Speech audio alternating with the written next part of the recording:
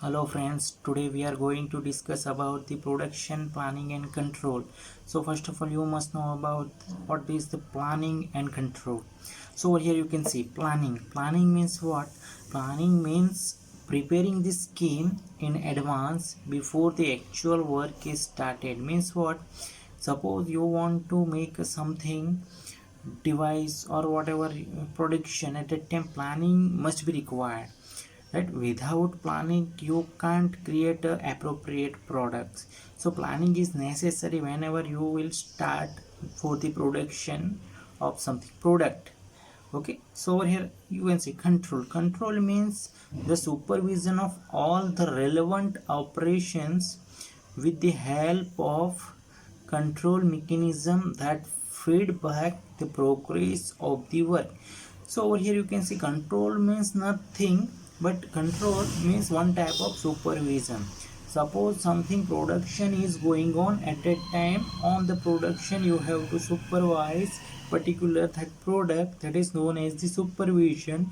So control which is necessary. Suppose something problem which is arising whenever production is going on, at that time you have to check whatever problem is arising, so that time control which is necessary on the particular product, right? So planning and control. Production means what? Suppose you want to make a something device, something product, at that time whatever production is going on, that is known as the production, right? So over here you can see in which we are considering 5M. 5M means what? So over here you can see man, machine, material, method, money, right? So without this we can't imagine the production, right? So before the starting the production you must know about the how many workers are available, which type of machine is utilized for the particular whatever product you want to make, but which type of material is required, which method is appropriate. And at that time suppose you want to establish something industry or plant, at that time money is required, right? So further we can go ahead. So over here you can see production planning objective, right? So first one, to determine the requirement of resources. Suppose you want to make a product, at that time there are number of resources. So first of all you have to identify okay, which type of resources you have to require. Second, you can see to ensure efficient utilization of production facilities, right? So before the starting the production we must know about the which type of facilities is required. So whenever we have to arrange all the facilities at that time to ensure efficient utilization, so proper utilization of that particular facility is must be required. Third one, you can see to coordinate the production activities of different departments.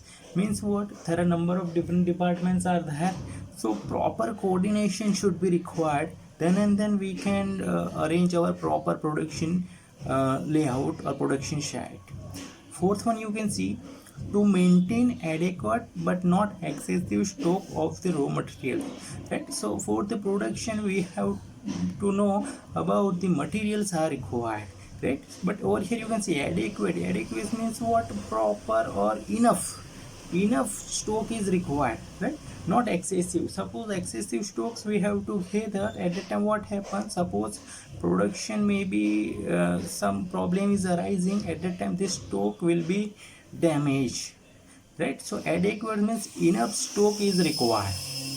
After you can see to ensure production of right product in right quality at the right time. So you have to sure your production which is going on the right path, right time or right quality, right? That should be checked whenever production is continuing. Sixth one, you can see to coordinate labor, machines and equipments in the most effective and economic manner. Means what? Our labor, machines and equipment must be in economic manners, means coordinate proper should be there.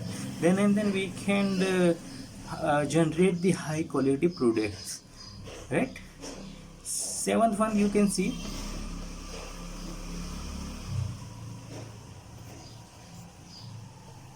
okay.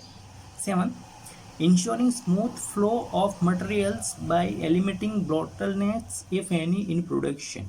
Right? Bottlenecks means congested, right? So proper flow whenever it will be come at a time, you have to eliminating this type of bottlenecks. Establishing targets and checking it against performance, right? So first of all, whenever we are starting our production or planning, at that time our establishing goal, first of all we have to set one establishing goal. At that time you have to check what about your performance, which is compare with your target, right? 912 provide alternate production strategy in case of emergency. Suppose your production is going on, your production which is going on smoothly, at a time some interruption will be created. At a time alternate solution, alternate production strategy will be there in your planning, then and then we can generate smoothly whenever this type of emergency is arising.